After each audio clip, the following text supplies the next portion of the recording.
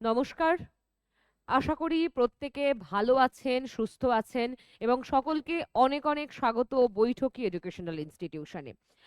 আজকে একটা গুরুত্বপূর্ণ ভিডিও নিয়ে আপনাদের কাছে এলাম। কারণ আপনারা অনেকেই এই বিষয়ে প্রশ্ন করছেন গতকাল থেকে এবং তোমরা অনেকবার এই ব্যাপারটা নিয়ে জানতে চাইছো, কারণ কোনো না কোনোভাবে যে ঘটনাটি ঘটেছে তার সাথে সমস্ত নিয়োগ প্রক্রিয়া হোক অথবা যারা চাকরি করছেন, যারা পরীক্ষা দিয়েছেন চাকরির, এই সমস্ত সিস্টেমটা জড়িয়ে আছে। হ্যাঁ, ঠিকই আমি বলছি যে এই যে এসসি এসটি ওবিসি রিজার্ভেশন, এই যে রিজার্ভেশন যেটা ছিল, সেই রিজার্ভেশনে আবার রিভেরিফিকেশন করার পরিকল্পনা চলছে। তার ফলে একটা ভয়ঙ্কর জটিলতা যে সৃষ্টি হবে, এটা তো খুব স্বাভাবিক বিষয়। কারণ রিজার্ভেশনের উপর নির্ভর করে এই ক্যাটেগরি ভিত্তিক চাকরির ক্ষেত্রে হোক, চাকরি পাওয়ার আগে ফর্ম ফিল আপ করার ক্ষেত্রে হোক, যাবতীয় জায়গায় এই যে ক্যাটেগরির প্রয়োজন পড়ে, তখন সেই অনুযায়ী ফর্ম ফিল আপ হয়, চাকরির পদ নির্দিষ্ট হয় যে এসসি বা এসটি বা ওবিসিতে একটা সিট ভ্যাকেন্ট আছে, তো সেই অনুযায়ী হয়। তাহলে এখন যদি আপনার সার্টিফিকেটটাই ভুল প্রমাণিত হয়, তাহলে আপনার চাকরি বা তোমার যে ফর্ম ফিল আপ এবং ফর্ম ফিল আপ অনুযায়ী তোমার যে লিস্ট প্রকাশিত হয়েছে বা ভেরিফিকেশনের ডাক পেয়েছিলে, সব জায়গাতেই একটা গোলমেলে অবস্থা তৈরি হবে। তাহলে কি হবে বিষয়টা? এখন প্রশ্ন হচ্ছে, তাহলে ব্যাপারটা কি হতে চলেছে? হ্যাঁ, এইটাই আমাকে তোমরা অনেকে প্রশ্ন করছিলে যে এসএলএসটি তে ম্যাডাম এর কি কোনো প্রভাব পড়বে? আচ্ছা, তার পাশাপাশি কি আছে, 2011 সাল থেকে সব সার্টিফিকেট আবার যাচাই করা হবে এবং বোঝা যাচ্ছে যাচাই করার মানে হচ্ছে কারচুপি কিছু দেখা গেছে। এবং প্রত্যেকেই তোমরা জানো যে পূর্বের সরকার যখন ছিল, তখন ওই দুয়ারে সরকারের নাম করে প্রচুর এরকম টাকার বিনিময়ে সার্টিফিকেট দেওয়া হয়েছে, যার ফলে যেটা হয়েছে যে আসল যে দাবিদার সে হয়তো সার্টিফিকেটটা পায়নি, কিন্তু অনেকেই এই রকম ভুয়ো সার্টিফিকেট বার করে নিয়ে চাকরি করে নিয়েছে, নিজের বয়সের ছাড় করেছে, অথবা নাম্বারে অর্থাৎ কাট অফ যেহেতু কম ওঠে, মানে এই যে ক্যাটেগরি থাকলে সেই সমস্ত সুবিধা নিয়েছে, কিন্তু সেটা বৈধভাবে নয়। প্রশ্ন উঠছে। তাই এখন যে সরকার, নতুন সরকার পরিবর্তনের পর যে সরকার এসেছে, সব দিকেই যেমন চোখ খোলা রেখেছে, সেইভাবেই কাজ যেমন এগোচ্ছে, সুতরাং এটা কেন বাদ যাবে? এবং ওবিসি নিয়ে তো এমনিই মামলা চলছিল, হাইকোর্ট সুপ্রিম কোর্ট হয়ে গিয়েছিল এবং হাইকোর্ট তো সে কথা বলেও দিয়েছিল যে ওবিসি এ ওবিসি বি এসব মানা হবে না, যেটা সেন্ট্রালাইজড যে ওবিসি যে কটা ছিল সে কটাকেই মান্যতা দেওয়া হবে।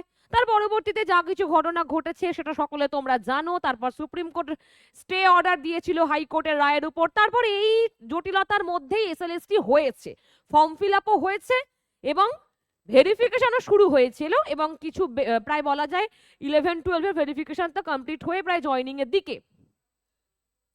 কিন্তু এই মুহূর্তে হয়ে গেল সমস্যা। তারপরে কি আসছে যে ভুয়ো প্রমাণিত হলে কিন্তু চাকরি বাতিল। চাকরি বাতিল বলতে আসলে আমাদের সংবিধানই বলে যে যদি কেউ এই যে কেউ যদি এরকম অবৈধভাবে কোনো সার্টিফিকেট বার করে, তাহলে সেটা তো অবশ্যই অন্যায়, ক্রাইম। এবং সে যেই পদটায় চাকরি করছে তাহলে সেটা দাবিদার সে নয়। ফলত যদি খুব এক্সট্রিম জায়গায় যায়, অবশ্যই চাকরি বাতিল পর্যন্ত হতে পারে। তাহলে এখানে কি হবে? এই যে ক্যান্ডিডেচার বাতিলের ভয়, অর্থাৎ এই যে প্রার্থী পদ সেটা বাতিলের ভয়। আমি যদি জেনারেল, আমি জেনারেল হয়ে আমি একটা সার্টিফিকেট বার করেছি, সার্টিফিকেটটার আমি বার করেছি এই জন্য, এসসি সার্টিফিকেট, যে এই কলেজে একটা এসসির ভ্যাকেন্সি আছে, তো আমি সেই কারণে অ্যাপ্লাই করেছি। আমি চাকরি করছি 5 বছর, ওই কলেজে এসসি ওই পদে, ঠিক আছে, ওই পদের প্রার্থী হয়ে আমি অ্যাপ্লাই করেছি এবং চাকরি করছি। তাহলে এখন যদি আমার প্রমাণিত হয় যে আমার সার্টিফিকেটটা ভুল, তাহলে তো ওই পদটার আমি দাবিদার নই। ব্যাপারটা বোঝাতে পারলাম? তাহলে এখান থেকে কি কি প্রভাব পড়তে পারে এসএলএসটি তে, বা এখন ছেলেমেয়েরা করবে কি, এখন তোমরা করবে কি, ছাত্রছাত্রীরা কি করবে, এবং যে সমস্ত ফ্রেশার্স যারা এসএলএসটির প্রার্থী ছিলে তারা এখন কি করবে, কোন দিকে যাবে, কি হবে, সমস্ত বৃত্তান্ত যাবতীয় সব ব্যাপার এই ভিডিওতে আলোচনা করব। শুধুমাত্র তোমাদেরই জন্য। তোমারও যদি মনে এই চিন্তাটা এসে থাকে তো অবশ্যই আমাকে কমেন্ট করো যে হ্যাঁ তোমারও মনের মধ্যেই ভাবনাটা জেগেছে, বা তুমিও এটা নিয়ে ভয় পাচ্ছ, বা তোমারও জানতে ইচ্ছা হচ্ছে যে কি হতে চলেছে। অবশ্যই আমাকে কমেন্ট করো। এবং সকলকে একবার ভালো করে বলে দিই যে তোমাদের প্রত্যেকের প্রশ্নের উত্তর দেওয়ার জন্যই এই রকম ভিডিও করা বা তোমাদের কাছে আসা। তাই অবশ্যই চ্যানেলটিকে সাবস্ক্রাইব করে রাখবে, কারণ এই সমস্ত বিষয়ক যাবতীয় যুক্তিতর্ক দিয়ে কথা আমি তোমাদের কাছে বলি এবং তোমাদের থেকে সেই সমর্থন আশাও করি। তাহলে বিষয়টি কি? বিষয়টা হচ্ছে আমার, আচ্ছা তার আগে একটা ছোট্ট করে কথা বলে দিই যে কোর্স এখন বৈঠকি ইনস্টিটিউশনে কি কি চলছে তোমরা জানো। যারা নেট সেট প্রিপারেশন নিচ্ছ, পাশাপাশি এসএলএসটির জন্য প্রিপারেশন নিয়েছিলে, তাদের কিন্তু নেট সেটের পরীক্ষা, নেটের পরীক্ষা সামনেই আছে, ঠিক আছে। এবং সেই জন্য বৈঠকি ইনস্টিটিউশন থেকে প্রত্যেক দিন ম্যারাথন যে কোয়েশ্চেন আনসার অ্যানালিসিসের ভিডিও যাচ্ছে, এই ইউটিউবে যাবে এবং ইউটিউবে লাইভ যাবে এবং ফেসবুকে লাইভ যাবে, প্রত্যেক দিন থাকবে। তোমাদের রুটিন আগামীকালই জানিয়ে দেওয়া হবে যে কোন দিন কোন সাবজেক্ট থাকবে, ওকে। তারপরে যেটা বিষয় হচ্ছে যে এখানে একটা কথা তোমাদের বলে দিই, যারা আমাকে জিজ্ঞেস করছিলে একেবারে উত্তরটা দিয়ে দেবো, তারপর আসছি বিষয়টায়। দেখো পিএসসি অ্যাসিস্ট্যান্ট মাস্টার্স মিস্ট্রেস, ঠিক আছে, upper primary TET, primary TET, CTET, সিটেটের কিছুদিন আগেই তোমরা দেখেছিলে আবার ফর্ম ফিল আপ শুরু হয়েছে, এএনএম জিএনএম ইত্যাদি। দেখো একটা ব্যাপার কি যে তোমরা যারা বলছিলে বারে বারে যে সেকেন্ড এসএলএসটি এখন জটিলতার মধ্যে থাকলেও আলটিমেটলি প্যানেল কি ক্যান্সেল হবে বা বাতিল হবে, এই নিয়ে যারা প্রশ্ন করছিলে এবং তারা কি করবে, তাহলে প্যানেল বাতিল হলে করব কি, এক নাম্বার। দু নাম্বার হচ্ছে যদি প্যানেল বাতিল নাও হয়, আমি তো এই ভেরিফিকেশনের ডাকই পাইনি, কিন্তু আমি খুব ভালো প্রিপারেশন নিয়েছিলাম, আমার প্রিপারেশন খুব ভালো ছিল, তারপরেও আমি ডাক পাইনি, কারণ 10 নম্বর অভিজ্ঞতার নাম্বারটি আগে যুক্ত করা হয়েছে। তাহলে আমি কি করব এখন, এটা প্রশ্ন। এবং পাশাপাশি এটা যে আমি ভেরিফিকেশনে ডাক পেয়েছি মানছি, কিন্তু আমি ইন্টারভিউ দিতেও গেলাম, সবাই তো আর চাকরিটা পাবে না। তারপর কি করব ম্যাডাম, আবার কি এসএলএসটি 3 হবে, কারণ প্রিপারেশনটা তো নেওয়া আছে। এই রকম টুকরো টুকরো অনেক প্রশ্ন যেটা প্রতিনিয়ত তোমরা ভাবছো, প্রতিনিয়ত তোমরা ভাবছো, তোমাদের বয়সে আমিও ভেবেছি নিশ্চিত, কারণ যখন এরকম কিছু একটা সামনে আসে তখন চিন্তা হয় কি হবে। আর এমনিতেই এতগুলো বছর ধরে সবই নিয়োগ প্রক্রিয়া বন্ধ ছিল প্রায়, চিন্তা হয়। তাহলে এখন ঠিক করণীয় কি? দেখো আমি আগেও আমি এই এসএলএসটি সম্পর্কিত ভিডিও যখন করেছি তখনও তোমাদের বলেছিলাম যে এই প্যানেল বাতিল হওয়ার সম্ভাবনা নেই, খুব বেশি হলে দুটো ভাগে ভাগ করা যেতে পারে এবং সেই দিকেই হয়তো বা হাঁটতে চলেছে কমিশন। কারণ এই কিছুদিন আগে পরীক্ষা হওয়া, এত বছর পর পরীক্ষা আটকে থাকা, সেটা বাতিল করে দেওয়ার পথে সরকার হাঁটবে বলে মনে হয় না, ঠিক আছে। যেহেতু সকলেই পরীক্ষা দিয়েছে এবং অযোগ্যদের বার করে পরীক্ষা করানো হয়েছিল, ফলে তো এখানে সততার সাথেই পরীক্ষাটা নেওয়া হয়েছে এবং বুঝতেই পারা যাচ্ছে সকলে যোগ্য যারা কোয়ালিফাই করেছে। তাহলে এটা বাতিল হওয়ার সম্ভাবনা নেই, হয়তো সময় লাগবে, এটুকু আমি বলতে পারি, আরো ডিটেলে আসছি। তাহলে এখন কি করব? এখন তুমি যেটা করবে সেটা দুশ্চিন্তা না করে সামনেই আপার প্রাইমারি আসছে, 15 থেকে 20 দিনের মধ্যে বা দেখে নাও 1 মাসের মধ্যে নোটিফিকেশন 100% বেরিয়ে যাবে। এবং এই যে এই বছরের পুজোর আগে দেখবে অনেকগুলো পরীক্ষাও হয়ে যাবে, পুজোর পর রেজাল্টও আউট হয়ে যাবে। ফলে আপার প্রাইমারি কিন্তু খুব শীঘ্রই আসতে চলেছে, এটা সকলে মাথায় ঢুকিয়ে নাও। এসএলএসটি 3ও আসবে, 100% আসবে, কিন্তু তার জন্য অন্তত পক্ষে এই যে জটিলতাটা কমপ্লিট হবে তারপর তো আসবে। তো জটিলতাটা কমপ্লিট হতে মিনিমাম যেমন 31শে আগস্ট পর্যন্ত সময় দিয়েছিল সুপ্রিম কোর্ট, কিন্তু 31শে আগস্টের মধ্যে নিশ্চিত এই জটিলতা সমস্যা সমাধান হতে পারে না। আগস্টে না হলে সেপ্টেম্বরে, এখন মে মাস চলছে, জুন জুলাই আগস্ট 3 মাস আছে, হয়ে যেতেও পারে আবার নাও হতে পারে, কারণ এখনো 9-10 ভেরিফিকেশন হয়েছে, ইন্টারভিউ শুরু হয়নি। ভেরিফিকেশন অনেকগুলো সাবজেক্টের হয়েছে, ইন্টারভিউ শুরু হয়নি, ফলত সময় তো লাগবে, কারণ 9-10 বেশি ক্যান্ডিডেট হলো। তাহলে এসএলএসটি 3ও আসবে।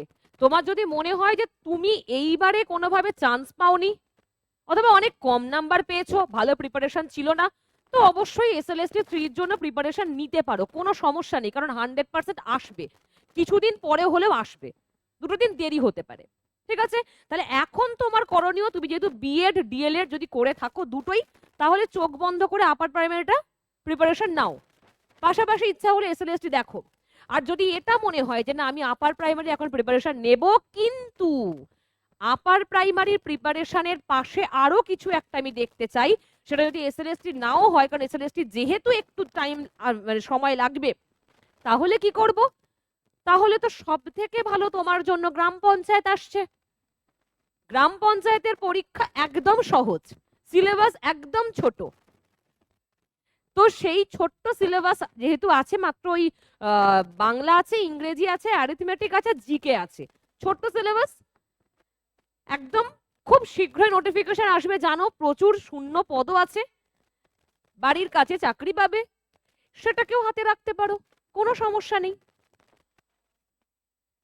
কারণ অন্যান্য কম্পিটিটিভের থেকে এই যে গ্রাম পঞ্চায়েতের সিলেবাস বা তার পরীক্ষার ধরন কিছুটা আলাদা, মানে বেশ সহজ, তাই এইটাকে পাশাপাশি নিয়ে চলতে পারো।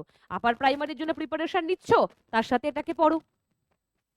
ঠিক আছে, এবার তোমাদেরকে আরেকটা বিষয় বলে রাখি, যারা প্রশ্ন করছিলে ম্যাডাম আপার প্রাইমারিতে অ্যাডমিশন নিলে কি কি পাবো, তারা 4টে করে লাইভ ক্লাস পাবে, অনলাইন অফলাইন ক্লাস তো তোমরা জানোই বৈঠক ইনস্টিটিউশনে হয়। যদি মনে হয় অফলাইন ক্লাস করবে, তার জন্য আগে থেকে সিট বুক করতে হবে, দমদমে এখন এই ক্লাসগুলো হচ্ছে, এবং তার সঙ্গে study materials, mock test, PDF, বইয়ের সমস্ত পিডিএফ, যাবতীয় সবকিছু এই কোর্সের মধ্যে তোমরা পাবে। আর যারা জেটেট এর প্রিপারেশন নিচ্ছ, জেটেট, আপার প্রাইমারি টেট, এই যে যাবতীয় টেটের বিষয় একই সাথে তোমাদেরকে কমপ্লিট করানো হচ্ছে বৈঠক ইনস্টিটিউশনে। এটা আমি বলে দিলাম যারা প্রশ্ন করছিলে তাদের জন্য। ঠিক আছে, তাহলে কি এইবারে আসল বিষয়টায় আসবো, এই আলোচ্য বিষয়টায়। দেখো একটা কথা তোমরা সকলে জানো যে 5 বছর বয়সের যে ঊর্ধ্বসীমা সেটা বৃদ্ধি করা হয়েছে। আগে যেটা 35 ছিল সেটা 40 হয়েছে, 40 ছিল 45 হয়েছে। তাহলে এইটা হয়তো তোমার লাস্ট মুহূর্তের একটা সুযোগ, তুমি সেটাকে ব্যবহার করতেই পারো, এবং সবকিছু ছেড়ে দিয়ে একবার লাস্ট চেষ্টা করা উচিত। অনেকের হয়তো বা বয়স পেরিয়ে যাচ্ছিল, অনেকে সেই ভয় আর প্রিপারেশন নেওয়ার দিকে এগোচ্ছিলেন না, তাদেরকেও আমি বলবো একবার সুযোগ পেয়েছেন যখন ব্যবহার করুন। 5 বছর সময়টা কম নয়, ভালো করে প্রিপারেশন নিলে 1 বছরও কিন্তু যথেষ্ট। তাই যাবতীয় যা কিছু, যার যেটাই মনে হচ্ছে যে আমি এইটা পড়াশোনা করছি তো এইটা, যার মনে হচ্ছে আমি কম্পিটিটিভ পড়ছি তো কম্পিটিটিভ, যার মনে হচ্ছে টিচিং তা সে টিচিং, যে লাইনেই আছো বা আছেন, এই 5 বছরটাকে ব্যবহার করুন, করে হচ্ছে নিজেকে একবার সময় দিন, নিজেকে একবার যাচাই করুন। হয়তো বা আপনার স্বপ্ন ছিল শিক্ষকতা করার, কিন্তু এই যে সরকারের যে ব্যর্থতার জন্য, দুর্নীতির কারণে হয়তোবা আপনি কোনোভাবে এই যে সিস্টেম সেখানে আর আপনার বয়সটা কোনোভাবেই এখানে আটতে পারেনি, ফলত বয়সটা ধীরে ধীরে বেড়েই গেছে। তাহলে এবার কি করণীয়? এখন যেহেতু সুযোগ একবার পেয়েছেন, তাই সবকিছু বাদ দিয়ে, হয়তো খুব দুঃখের সাথে কোনো একটা যেটা আপনার ইচ্ছা ছিল না, প্যাশন ছিল না, কোনো একটা বেসরকারি জায়গায় চাকরি করতে হচ্ছে আপনাকে, কারণ সংসারটা দেখতে হয়। বয়স মানে পেট তো কথা শোনে না, পেট তো আমাদের কারোর কথা শোনে না। আমাদের তো স্বপ্ন, যেটা আমি দেখছি, আমার পেট শুনবে না। বাড়িতে বাবা মা থাকে, তাদের বয়স হয়, সমাজের দায়বদ্ধতা থেকে বিবাহ করতে হয়, তারপর ছেলে মেয়ে সব নিয়ে সংসার। তো এই যে প্রত্যেকটা বিষয়ের মধ্যে স্বাভাবিক আষ্টে পৃষ্ঠে বাধা পড়ে গেছেন যারা, যে সমস্ত পুরুষ নারী সকলকেই বলছি, একবার লাস্ট মুহূর্তে নিজেরা প্রিপারেশন নিন, নিজেকে একবার নিজের স্বপ্নটার জন্য সুযোগ দিন, আর কিছু না। ধীরে ধীরে পড়তে পড়তে সব পারবেন। এবং আমি আবারও বলছি, যার যেদিকে যেটা মনে হচ্ছে, আপনার যদি মনে হয় আপনি পঞ্চায়েত নিয়ে পড়বেন, আপনার রেল, আপনার ব্যাংক, পুলিশ, যাই হোক কম্পিটিটিভ, আবার যদি মনে হয় না আমি শিক্ষকতাই করবো, এটাই আমার স্বপ্ন ছিল, তাহলে অবশ্যই আপনি upper primary TET, primary TET, C TET, তারপরে অ্যাসিস্ট্যান্ট মাস্টার্স মিস্ট্রেস, যা ইচ্ছা, কিন্তু পড়ুন, একটু কষ্ট করে দেখুন। সারা দিনের মধ্যে 1 ঘন্টা সময় বার করতে পারবেন, একটু মোবাইলটা না স্ক্রল করে একটু নিজেকে সময় দিয়ে দেখুন। অল্প অল্প করে পড়ুন, অল্প অল্প করে টার্গেট ফিক্সড করুন, সব সম্ভব। যখন ছেলেকে নিয়ে বসছেন পড়াতে, তখন নিজের বইটাও একবার টেনে বসুন না, দেখুন না হচ্ছে কিনা। তো সকলের জন্য বলছি, যারা আমাকে এখন শুনছো, সবাইয়ের জন্য আমি এই কথাগুলি বলছি যে এখন সরকার পরিবর্তন হয়েছে, নতুন নতুন ভ্যাকেন্সি আসতে চলেছে, নতুন নতুন নোটিফিকেশন আসবে, খুব বেশিই আসবে। হয়তো তোমাদের এইটা ভাবতে ভাবতে আবার নতুন কিছু নোটিফিকেশন চলে আসবে চাকরির, তখন কি করবে? সুতরাং সেই রকম ভাবে প্রস্তুতিটা আমাদের নিতে হবে। আর অবশ্যই আমি বলবো যে এসএলএসটি 100 বার, যারা ভাবছো এসএলএসটির জন্য শুধু পড়বো, 100 বার খুব ভালো জিনিস সেটা, পাশাপাশি একটা প্ল্যান বি রাখলে খারাপ নয়। দেখো, প্যাশন হোক একটা, স্বপ্ন একটা থাকুক, কিন্তু যদি কোনোভাবে একটা মিস হয়, তার জন্য দুঃখ না যাপন করে যেটা আছে আমার সামনের লক্ষ্য, সেটাকে আমি নিয়ে সফলতা পেতে পারি। এটা সাইকোলজি বলে, ঠিক আছে? তাহলে বেসিক্যালি আজকের যে ভিডিওটা, এবার আসি, কারণ অনেকগুলো বিষয় বলতে বলতে সময় চলেই যাবে, বলা শেষ হবে না। একটা দিন খুব ভালোভাবে তোমাদের কাছে আসবো, বা তোমরা চাইলে যে কোনো সময় দমদমে আসতে পারো, শনিবার রবিবার আমি অফিসেই থাকি। সুতরাং তোমাদের সঙ্গে আমার কথা হবে। যারা বারবার বলো যে আপনাকে ফোনে পাই না ম্যাডাম, অফিসে চলে আসো, অবশ্যই দেখা হবে, কথা বলবো। আর কখনো সময় পেলে আবার লাইভে আসবো, এসে তোমাদের সাথে গল্প করব। ওকে, চলো তাহলে নেক্সট কি ব্যাপার সেটা হচ্ছে দেখি আমরা। তাহলে বলছে ব্যাকওয়ার্ড ক্লাসেস ওয়েলফেয়ার ডিপার্টমেন্ট থেকে যে নির্দেশিকা প্রকাশিত হয় 2011 সালের, 2011, এটা কিন্তু খেয়াল রাখবো, আগের নয়, 2011 সাল থেকে এখন পর্যন্ত ইস্যু করা সমস্ত কাস্ট সার্টিফিকেট, সেটা এসসি এসটি ওবিসি হতে পারে, পুনরায় যাচাই বা রিভেরিফিকেশন করার নির্দেশ দেওয়া হয়েছে। ঠিক আছে?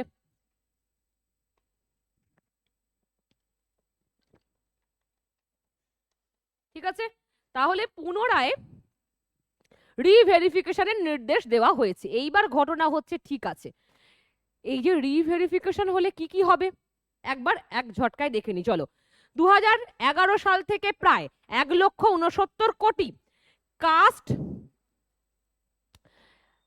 সার্টিফিকেট ইস্যু করা হয়েছে, ঠিক আছে, যার মধ্যে দুয়ারে সরকার, এটা খুব গুরুত্বপূর্ণ, দুয়ারে সরকার প্রকল্পের মাধ্যমে দেওয়া সার্টিফিকেটও অন্তর্ভুক্ত। আসলে এখানেই হচ্ছে সর্ষের ভিতর ভূতটা, ঠিক আছে, এইখান থেকেই সমস্যা, বুঝতে পেরেছো? তাহলে কি দুয়ারে সরকারের ক্যাম্পের মাধ্যমে অনেক এরকম সার্টিফিকেট দেওয়া হয়েছে। পূর্বের সরকারের সমস্ত কাছের মানুষজনেরা এই যে দুয়ারে সরকারের নাম করে যে সমস্ত কাজকর্ম করেছেন, তার জন্যই এই যে সাফার করবে অনেক সাধারণ মানুষ। দেখো, তারপর অনেক জায়গা থেকে এই সার্টিফিকেট গুলোর সত্যতা নিয়ে প্রশ্ন উঠেছে, সব দিক থেকেই তো প্রশ্ন উঠছে। এখন যেদিকেই তাকাচ্ছি সেদিকেই নাকি দুর্নীতি হয়েছে, দুর্নীতি হয়েছিল, দুর্নীতি হয়েছিল। শুনতে পাচ্ছ তোমরাও? প্রত্যেকে দেখতে পাচ্ছি। সোশ্যাল মিডিয়া খোলা যায় না, নিউজ চ্যানেল খোলা যায় না, একই বিষয়। তাহলে কত দুর্নীতি হয়েছে বুঝতে পারছো একবার? তারপর দেখি সরকার এই পুনরায় যাচাইয়ের সিদ্ধান্ত নিয়েছে। তাহলে স্বাভাবিক তো, সরকার আবার করে যাচাই করবে, কারণ এই সরকার কি বলেছে, কোথাও কোনো রকম দুর্নীতির ছায়া পড়তে দেব না, যা আছে সেগুলোকে সংশোধন করব। খুব ভালো পদক্ষেপ, এটা যেন থাকে। যতদিন এই সরকার থাকবে প্রথম থেকে শেষ পর্যন্ত যেন তার এই যে একটা শুভ উদ্যোগ যেন কন্টিনিউ থাকে। তারপরে এসো, তারপরে হচ্ছে যে এইটা কারা কারা এই যে দায়িত্বটা পালন করবে, অর্থাৎ এই যে রিভেরিফিকেশন হবে, যাচাই হবে, কাদের উপর দায়িত্ব আছে ছোট করে দেখে নাও। মহকুমা শাসক বা এসডিও, কলকাতার ক্ষেত্রে জেলা কল্যাণ আধিকারিক, ডিডব্লিউও, যারা মূলত এই সার্টিফিকেট গুলো ইস্যু করেন তাদেরকে এই ভেরিফিকেশন করার দায়িত্ব দেওয়া হয়েছে। এই যে ভেরিফিকেশন, এই যে এই কাস্ট সার্টিফিকেট ইস্যু করার জন্য এই যারা এসডিও বা হচ্ছে এই যে ডিডব্লিউও, এনাদের প্রয়োজন হয়, সাইন লাগে। তো এনাদেরকেই বলা হয়েছে, কিন্তু আসলে ব্যাপারটা এই রকম যে যদি কোনোভাবে এই যে এনারা যে করবেন, অবশ্যই তারাও নজরে থাকবেন, তাদেরকেও নজরবন্দি করা হবে, এবং যদি কিছু পাওয়া যায় তাহলে কিন্তু তারাও একসাথে এই দোষের দোষী হবে। ঠিক আছে? তারপরে যদি কোনো সার্টিফিকেট ভুলভাবে ইস্যু করা হয়ে থাকে এবং সেই সার্টিফিকেটের ভিত্তিতে পরিবার অন্য কেউ বা পরের প্রজন্ম নতুন সার্টিফিকেট পেয়ে থাকে, তো সেগুলো আসলে কি হবে বলছে, সেগুলো বাতিল হবে। স্বাভাবিক তো, যেটার ভিত্তিই নেই, যেটা পুরোপুরি বেসলেস, তার আবার প্রজন্মের পর প্রজন্ম কি সার্টিফিকেট পাবে? ঠিক আছে। তারপরে দেখো, যদি কোনো সার্টিফিকেট ভুলভাবে ইস্যু করা থাকে, এই যে যেটা বললাম, তবে সেগুলো যাচাই করা হবে এবং প্রয়োজন পড়লে সেটা বাতিলও হবে। ঠিক আছে? তারপর যদি তদন্তে দেখা যায় কোনো সার্টিফিকেট নিয়ম মেনে বা সঠিক তথ্য দিয়ে হয়নি, তাহলে West Bengal scheduled caste and scheduled tribes act 1994 অনুযায়ী সেই সার্টিফিকেট বাতিল করা হবে। 1994 যে অ্যাক্ট অনুযায়ী এসসি এসটির, সেই অনুযায়ী কিন্তু বাতিল হতে পারে। ঠিক আছে? এবং সম্প্রতি পরিচালিত এসআইআর, আমরা দেখলাম এসআইআর হয়েছে, তাহলে কি বলছে যে যাদের এসআইআর এর সময় যাদের নাম রাজ্যের ভোটার তালিকা থেকে বাদ গেছে, তাদের বা তাদের নির্ভরশীলদের কাস্ট সার্টিফিকেট গুলো বিশেষভাবে পরীক্ষা করা হবে। ঠিক আছে? যাদের এসআইআর এর নাম বাদ গেছে তাদেরকে এবং তাদের নির্ভরশীলদের, অর্থাৎ আরো তাদের বাবা মা ইত্যাদি, সেইগুলোও কিন্তু ভালোভাবে দেখা হবে। ঠিক আছে? যারা প্রকৃত যোগ্য তারাই যেন এগুলো পায়। অনেকে আছে ইডব্লিউএস সার্টিফিকেট বার করে নিয়ে বসে থাকে। আমি একদিন এটাও বলেছিলাম তোমাদের কাছে ভিডিও করে, যে এটা একটা কোনো কথাই নয়, মানে এমনই একটা বিষয় যে যার প্রয়োজন নেই ইডব্লিউএস এর, সে ইডব্লিউএস সার্টিফিকেট বার করে বসে আছে। বিষয়টা হচ্ছে অন্য কিছু না, তার জন্য যে প্রকৃত দাবিদার, যার সত্যি প্রয়োজন আছে, সে বঞ্চিত হচ্ছে। তেমন এসসি এসটি ওবিসি একই ব্যাপার। যার প্রকৃত প্রয়োজন, তোমার ঘরে 4টে লাইট আছে, একটা টেবিল আছে, তোমার বাড়ির সামনে সুন্দর সুন্দর বইয়ের দোকান আছে, তোমার বাবা যথেষ্ট আর্থিকভাবে মানে স্বাবলম্বী, সক্রিয়, তোমার একটার জায়গায় 5টা বই আছে, কিন্তু কারোর যদি সেটা না থাকে, কারোর হয়তো সেই সুবিধা নেই, ঘরে একটু মানে লাইটের ব্যবস্থাও নেই, আলোর ব্যবস্থাও নেই, সে দুবেলা দুমুঠো কি করে খাবে সেটা নিয়ে ভাবে, তাহলে তার প্রয়োজন কাস্ট সার্টিফিকেটটা নাকি তোমার প্রয়োজন? এটা তো মানবিক দিক থেকে দেখতে হবে। আর এই কারণেই কম্পিটিশন গুলো বাড়ছে ধীরে ধীরে নানান নানান জায়গা থেকে। আলটিমেটলি একে অপরের ক্ষতিই করছি আমরা। নেক্সট, চাকরি বাতিল হওয়ার সম্ভাবনা আছে প্রশ্ন যদি এখানে থাকে, যদি, তাহলে কি, যাদের কাস্ট সার্টিফিকেট ভুয়ো বা ভুল প্রমাণিত হবে তাদের চাকরি চলে যাওয়ার প্রবল সম্ভাবনা রয়েছে। কারণ ওই যে বললাম, যদি ভিত্তি না থাকে, যেটার উপর তুমি দাঁড়িয়ে আছো, যদি সেটাই না থাকে তাহলে তুমি কি করে দাঁড়িয়ে থাকবে, বিষয়টা হচ্ছে এটা। ঠিক আছে, তারপরে কি আইনি পদক্ষেপ কি হতে পারে? সার্টিফিকেট ভুল বা বেআইনি প্রমাণিত হলে ওয়েস্ট বেঙ্গল শিডিউল কাস্ট এবং ওয়েস্ট বেঙ্গল শিডিউল ট্রাইব, যেটা অ্যাক্ট 1994 9 ও 10 নম্বর ধারা অনুযায়ী ব্যবস্থা নেওয়া হতে পারে। কারণ বললাম এটা একটা ক্রাইম, কিন্তু বেসিক্যালি এটা একটা ক্রাইম। তুমি যদি যথার্থ দাবিদার না হয়ে সেই সার্টিফিকেট তোলো ভুলভাবে অবৈধভাবে, তাহলে এটা একটা ক্রাইম। ঠিক আছে, তারপর কি ভুয়ো প্রমাণ হলে কাস্ট সার্টিফিকেট সরাসরি বাতিল করে দেয়া হবে। এবং যেহেতু এটা এই আইন অনুযায়ী বলা হচ্ছে, যেহেতু চাকরিটি পাওয়ার মূল ভিত্তি ছিল এই সার্টিফিকেট, তাই ভিত্তিটাই যদি বাতিল হয়ে যায় তবে সেই চাকরিটি আইনি ভাবে আর বৈধ থাকে না। যেটা একটু আগে বলছিলাম যে এসসি পদে একটা ভ্যাকেন্সি আছে, একটা শূন্য পদ আছে, তুমি ওটা ফিল আপ করেছো, কিন্তু তোমার সার্টিফিকেটটাই বাতিল হয়ে যাচ্ছে, তুমি কি ওই এসসি পদে আর থাকতে পারবে? এটাই হচ্ছে আসল বিষয়। তারপর কি আছে, আদালতের কঠোর অবস্থান কি হতে পারে? ভারতের সুপ্রিম কোর্ট এবং কলকাতা হাইকোর্টের একাধিক পূর্ববর্তী রায় অনুযায়ী সংরক্ষণের সুবিধা কেউ যদি ভুয়ো নথির সাহায্যে চাকরি পান তবে তা এক ধরনের জালিয়াতি বা ফ্রড হিসেবে দেখা হয়। এই ধরনের ক্ষেত্রে চাকরি থেকে বরখাস্ত করার পাশাপাশি অনেক সময় এতদিন পাওয়া বেতন ফিরিয়ে দেওয়ারও প্রসঙ্গ উঠে আসতে পারে। ঠিক আছে, সুতরাং সেদিকটাও খেয়াল করতে হবে। তারপরে কি বলা হয়েছে, এই যে নিয়োগের বিজ্ঞপ্তি অর্থাৎ নিয়োগের চূড়ান্ত মুহূর্ত পর্যন্ত প্রার্থীর সমস্ত নথিপত্র বৈধ থাকতে হবে। এই যে যারা বলেছিলে যে দ্বিতীয় এসএলএসটির উপর কি সরাসরি এর প্রভাব পড়বে, তো সেই জায়গায় কি চাকরির বিজ্ঞপ্তিতে ভেরিফিকেশনের নিয়মাবলীতে স্পষ্ট লেখা থাকে নিয়োগের চূড়ান্ত মুহূর্ত পর্যন্ত প্রার্থীর সমস্ত নথিপত্র বৈধ থাকতে হবে। অর্থাৎ একদম শেষ মুহূর্ত পর্যন্ত সবকিছু বৈধ থাকতে হবে। এখন যদি সরকার এরকম একটা এই যে রিভেরিফিকেশনের কথা বললো, এখান থেকে যদি অনেকগুলো যে অবৈধভাবে তৈরি হওয়া সার্টিফিকেট বেরিয়ে আসে এবং তারা এসএলএসটিতেও ফর্ম ফিল আপ করেছিল এবং সেই সুবিধা নিয়েছিল এসসি এসটি ওবিসির, তাহলে কি হবে? তাহলে এটাই হবে যে সেই সার্টিফিকেট বাতিল হবে এবং তার নাম উঠে গেলেও যেহেতু সে সার্টিফিকেটটা যেহেতু সে ফর্মটা ফিল আপ করেছিল কিসের ভিত্তিতে, এসসি এসটি বা ওবিসি যে কোনো একটা ক্যাটাগরিতে, ফলত সে আর জেনারেলে আসতে পারবে না কারণ সে সুবিধা অলরেডি নিয়ে ফেলেছিল। তাই তার এই যে গোটা জার্নিটাই কিন্তু বাতিল হয়ে যেতে পারে। ঠিক আছে, তারপরে কি এই যে যেমন বিষয় যে কাস্ট সার্টিফিকেট বাতিল হলে যে ক্যান্ডিডেচার বা প্রার্থীপদ সরাসরি বাতিল হয়ে যায়।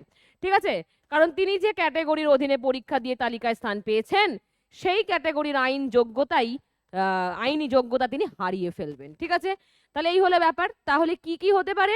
এই সমস্যা হতে পারে। এখন কি জেনারেল তালিকায় স্থানান্তরিত সম্ভব কি? না, সম্ভব নয়, কোনোভাবে সম্ভব নয়। ওই যে বললাম যদি একবার সুবিধা তুমি নিয়ে নাও তাহলে সেটা আর সম্ভব নয়। সার্টিফিকেট বাতিল হলে তাকে আর জেনারেল কাস্ট হিসেবে বিবেচনা করা হবে না। কেন? কারণ তার পুরো আবেদনটাই বাতিল হয়ে যায়। শুধুমাত্র তখনই বিবেচনা করা সম্ভব যদি ওই প্রার্থী শুরু থেকেই জেনারেল ক্যাটাগরির সমস্ত শর্ত মেনে থাকে। কিন্তু আসলে সেই যদি সমস্ত শর্ত না মানা হয়, সে যদি সমস্ত সুযোগ বয়সের ছাড় থেকে শুরু করে ওদিকে নাম্বারের কাট অফ যে তার যে কাট অফ যেহেতু কম ওঠে, ফলত সেই কাট অফের জায়গা থেকে শুরু করে সমস্ত কিছুর সুবিধা যদি তিনি নিয়ে থাকেন তাহলে স্বাভাবিকভাবেই তিনি আর জেনারেলে আসতে পারবেন না। এবার ঘটনা হচ্ছে এবার কি 11-12 এর ভেরিফিকেশন হয়ে যাওয়ার পর কি হবে? 11-12 এর ভেরিফিকেশন হয়ে যাওয়ার পর কি হবে? এই সরকারি নোটিশটি আসার পর স্কুল সার্ভিস কমিশন চূড়ান্ত প্যানেল বা নিয়োগপত্র প্রকাশ করার আগে ব্যাকওয়ার্ড ক্লাসেস ওয়েলফেয়ার ডিপার্টমেন্টের এই তদন্ত রিপোর্টের উপর কড়া নজর রাখবে।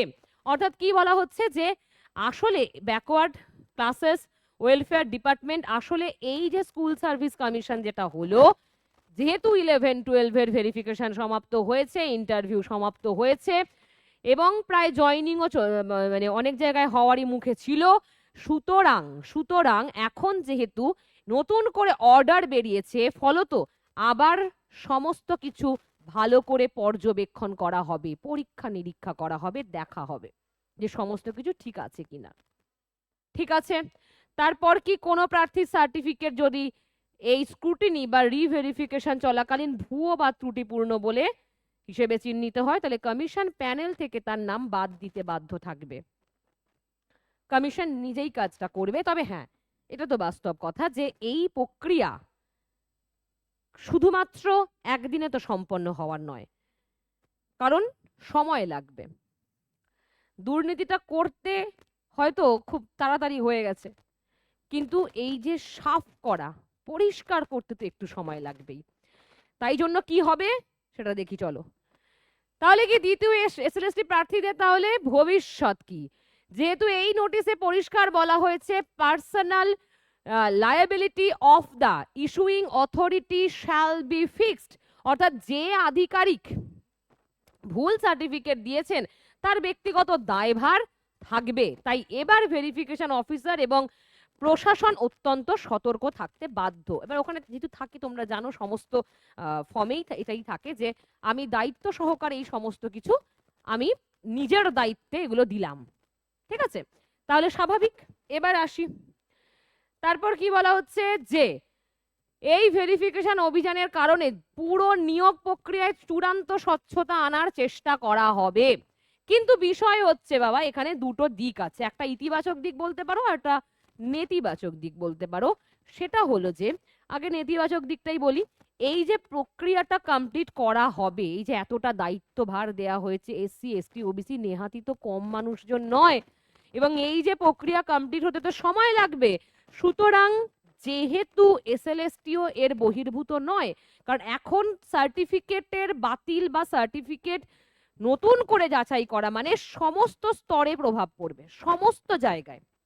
আর যেহেতু এসএলএসটি চলছিল সেখানেও প্রভাব পড়বে। এখন যদি আপার প্রাইমারি চলতো সেখানেও প্রভাব পড়তো, এখন যদি গ্রাম পঞ্চায়েত চলতো সেখানেও প্রভাব পড়তো, যেখানেই চলবে সেখানেই প্রভাব পড়বে। ঠিক আছে, যাই চলুক না কেন। ফলে সার্টিফিকেট বাতিল মানে কিন্তু আবার নতুন করে শুরু।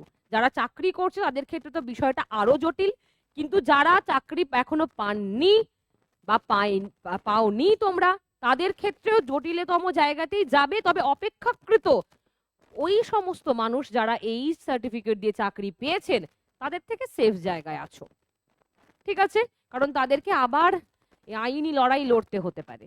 ঠিক আছে, তাহলে কি হলো এবার এই নেতিবাচক দিক হলো কি, আমার সময়টা বেশি লাগবে, আবার একটা লং প্রসেস, একটু তো সময় লাগবেই। ফলত এই যে সার্টিফিকেটের বিষয়টা কি হতে পারে, তারপর রিপোর্ট কি আসে, কতগুলো ভুয়ো সার্টিফিকেট যেই সময় দুয়ারে সরকারের ক্যাম্পের নামে হয়েছে, টাকার বিনিময়ে হয়েছে, নানানভাবে হয়েছে। তো এই যে এই রিপোর্ট, পরিষ্কার রিপোর্ট আসতে সময় লাগবে, তাই ডিলে হতে পারে এই ইন্টারভিউ আবার শুরু যখন হবে, এবং এসএলএসটির সমস্ত প্রক্রিয়াটাই আরো টাইম বা ডিলে হতে পারে, সময় সাপেক্ষ হতে পারে, এটুকু তো বোঝা যাচ্ছে।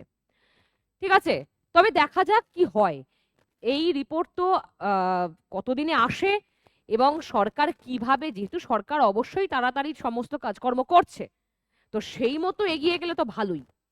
দেখো, কাজ যদি কেউ করতে চায় সে কিন্তু খুব তাড়াতাড়ি করতে পারে।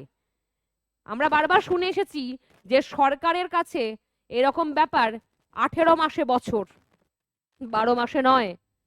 সরকারি কাজ সমস্তই ডিলে হয়। সরকার চাইলে ডিলে নাই করতে পারে, তাড়াতাড়ি সমস্ত প্রক্রিয়া করতে পারে। এটা যদি সরকার চায় অবশ্যই তাড়াতাড়ি হবে।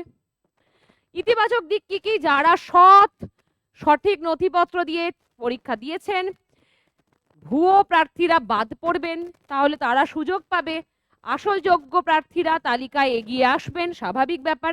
ফলে তাদের চাকরি পাওয়ার সুযোগ বাড়বে।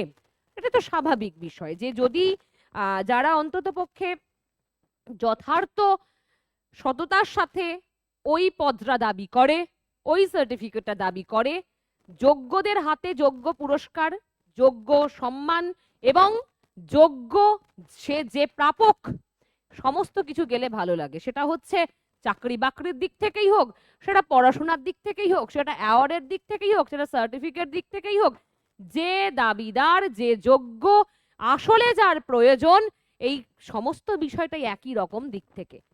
যোগ্য প্রার্থী চাকরি পাক, যোগ্য শিক্ষকের চাকরি থাক, এবং যারা এখানে দাবিদার তারা এই সার্টিফিকেটের অধিকারী হোক, এটাই তো স্বাভাবিক।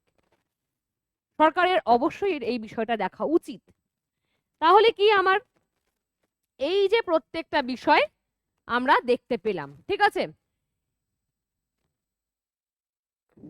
এবার যে বিষয়টি বলার সেটা হচ্ছে যে আমি এই যে কথাগুলো বললাম, যতগুলো বিষয় হতে পারে সেই হতে পারের ভিত্তিতে এই রিভেরিফিকেশনের মধ্য দিয়ে কি কি বিষয় হতে পারে সেই ব্যাপারটা বললাম।